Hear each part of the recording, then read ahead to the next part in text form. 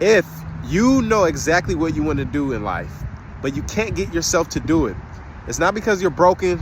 It's not because you're unmotivated. It's not because you're lost and confused. You're literally living in survival mode.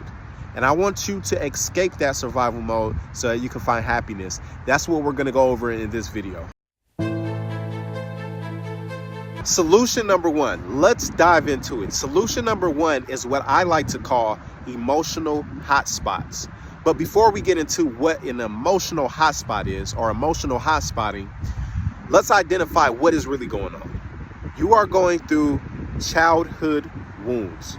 We all are. Most of us are. The best of us are, okay? We want self-mastery, fulfillment, and happiness, even success by our own definitions. But we're stuck in patterns of childhood wounds. So what specifically am I speaking about when I talk about childhood wounds? I'm speaking about your self-expression, expressing yourself. So if you grew up in a household where boundaries weren't established, you were shut down, there were a lot of conflicts, then you learn to repress and suppress.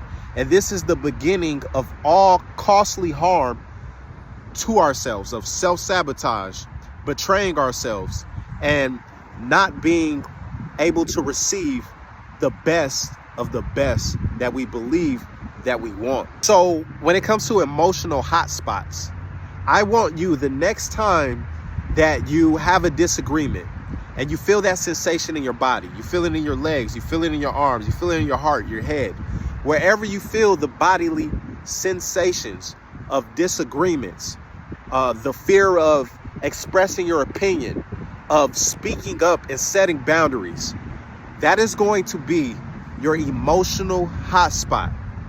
And what I want you to do is ask yourself very kindly, very gently, and real simply, what does this remind you of? Okay? So the next time you have a disagreement with a partner, a friend, or whatever, or you're getting ready to share your opinion and you feel that bodily sensation, I want you to identify exactly where you feel it at in your body. And I want you to identify what exactly it reminds you of. And it will take you back to a moment in time of familiarity. But what you just did is you tapped into the hotspot of that emotion.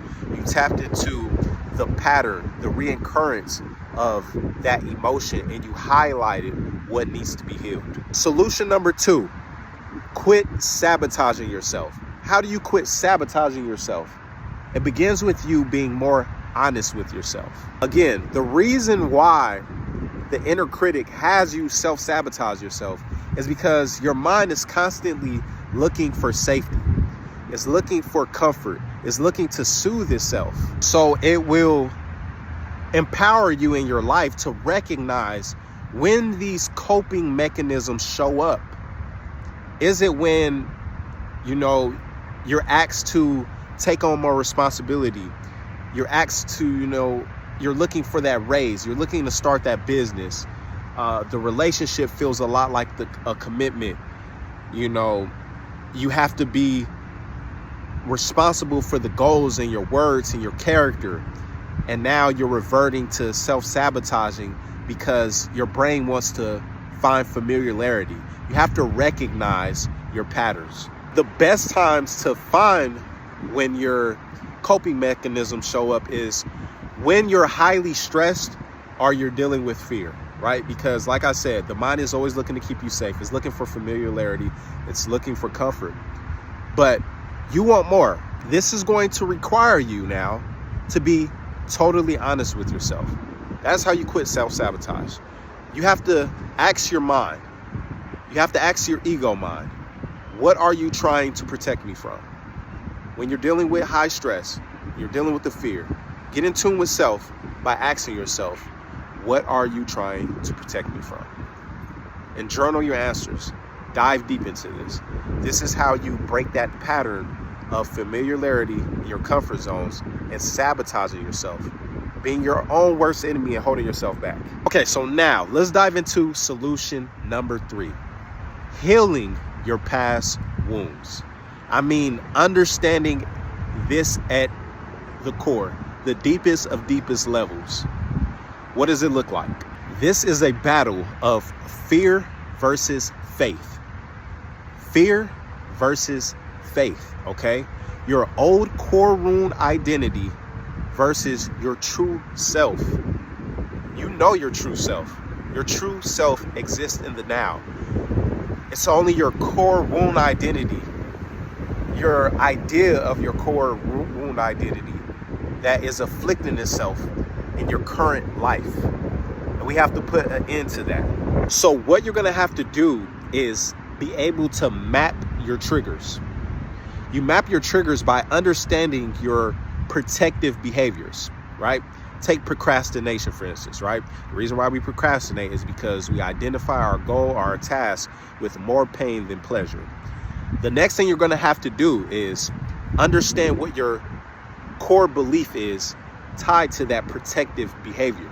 You can honestly really call this your hidden belief, because this is a belief that has been suppressed and repressed, and that you're 9 times out of 10 not totally conscious of. All right. And reason being is because step 3 in mapping your triggers is this comes from your childhood wound. Something that happened a long time ago, something that is buried deep down inside, suppressed and repressed, that you are operating on a day-to-day basis based on your patterns. And then the final step in this is you taking the conscious choice to stop battling yourself, to heal that root cause and not focus on the symptoms. See, we live in a world where even in the medical field, they focus a lot on symptoms. Here's these pills, or here's these recreational drugs, here's this and that, but no one's getting down to the root. This is how you get down to the root. It's by mapping your triggers. All right, y'all. So this is my version of why you're stuck in life. You know, heal your childhood wounds, heal your past, and you will find empowerment in your life. I hope you guys enjoyed this video a lot. Replay it if necessary. Stay tuned for the next video in a couple days. I'll drop videos Tuesday and Friday. I hope you're having a fantastic Tuesday, and I'll see you guys in the next video. Peace.